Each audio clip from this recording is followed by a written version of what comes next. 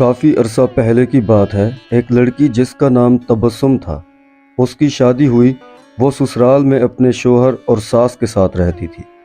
بہت کم وقت میں ہی تبسم کو یہ اندازہ ہو چکا تھا کہ وہ اپنی ساس کے ساتھ نہیں رہ سکتی۔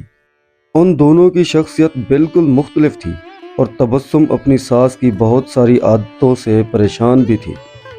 اس کی ساس ہر وقت تبسم پر طنز کرتی رہتی تھی، جو اسے بہت ناگوار گزرتا تھا۔ آہستہ آہستہ دن اور پھر ہفتے بیت گئے، لیکن تبسم اور اس کی ساس کی تکرار ختم نہ ہوئی۔ ان تمام نااتفاقیوں کی وجہ سے گھر کا ماحول بہت خراب رہتا تھا، جس کی وجہ سے تبسم کا شوہر بہت پریشان تھا۔ آخر کار تبسم نے یہ فیصلہ کیا کہ وہ اپنی ساس کا برا رویہ اور برداشت نہیں کرے گی، اور وہ اب ضرور کچھ نہ کچھ کرے گی۔ تبسم اپنے پپا کے ایک بہت اچھے دوست احمد انکل کے پاس گئی، جو حکیم تھے اور جڑی بوٹیاں بیچتے تھے۔ تبسم نے انہیں ساری کہانی بتائی اور ان سے کہا کہ وہ اس کو تھوڑا سا زہر دے دیں تاکہ ہمیشہ کے لیے یہ مسئلہ ہی ختم ہو جائے۔ احمد انکل نے تھوڑی دیر کے لیے کچھ سوچا اور پھر کہا کہ تبسم، میں اس مسئلے کو حل کرنے میں تمہاری مدد ضرور کروں گا، لیکن تمہیں ویسا ہی کرنا ہوگا جیسا میں تمہیں کہوں گا۔ تبسم راضی ہو گئی۔ احمد انکل ایک کمرے میں گئے اور تھوڑی دیر بعد اپنے ہاتھ میں کچھ جڑی بوٹیاں لے کر لوٹے۔ انہوں نے تبسم کو کہا کہ تم اپنی ساس کو مارنے کے لیے فوری زہر استعمال نہیں کرنا، کیونکہ اس طرح سب تم پر شک کریں گے، اس لیے میں تمہیں یہ جڑی بوٹیاں دے رہا ہوں۔ یہ آہستہ آہستہ ان کے جسم میں زہر پھیلائیں گی۔ ہر روز تم کچھ اچھا پکانا اور پھر انہیں کھانا دیتے وقت اس میں یہ جڑی بوٹیاں ڈال دینا۔ اور ہاں، اگر تم چاہتی ہو کہ کوئی تم پر شک نہ کرے کہ تم نے انہیں مارا ہے، تو تمہیں یہ خیال رکھنا ہوگا کہ تمہارا رویہ ان کے ساتھ بہت ہی دوستانہ ہو۔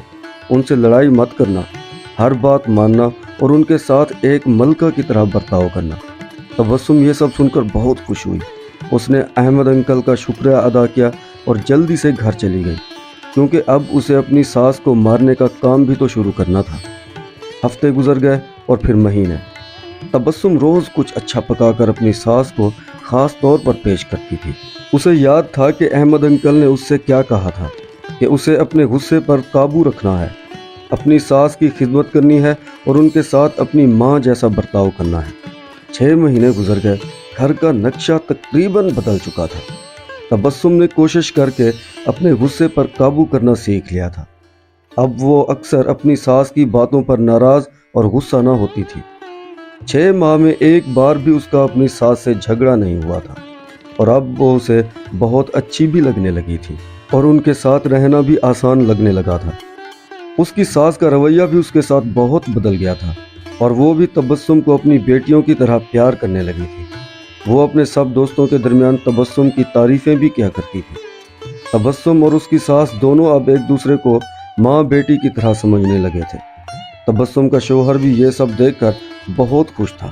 اب تبسم کو ایک اور ڈر ستانے لگا کہ اس کی ساس، جو کہ اب اس کی ماں کی طرح ہے اور وہ اسے آہستہ آہستہ زہر دے رہی تھی، وہ کہیں مر گئی تو اس کا کیا ہوگا۔ اسے بہت پریشانی ہونے لگی کہ ایسا بالکل بھی نہیں ہونا چاہیے۔ ایک دن تبسم پھر احمد انکل کے پاس آئی۔ تبسم نے کہا کہ آپ مجھے طریقہ بتائیں کہ کیسے میں اپنی ساس کو اس زہر سے بچاؤں جو میں نے انہیں دیا ہے۔ وہ اب بہت بدل گئی ہیں، میں ان سے بہت پیار کرتی ہوں اور میں نہیں چاہتی کہ وہ اس زہر کی وجہ سے مر جائیں جو میں نے انہیں دیا ہے۔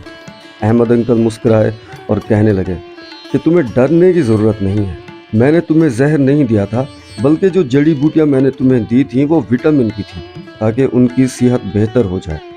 زہر صرف تمہارے دماغ میں اور تمہارے رویے میں تھا، لیکن وہ سب تم نے اپنے پیار سے ختم کر دیا ہے۔ دوستو، ہمیشہ یاد رکھیے کہ ہمارا رویہ، ہمارے الفاظ اور ہمارا لہجہ یہ فیصلہ کرتے ہیں کہ دوسرے لوگ ہمارے ساتھ کیا رویہ اپناتے ہیں۔ ہمیشہ خوش رہیں اور دوسروں کو بھی خوش رکھیں۔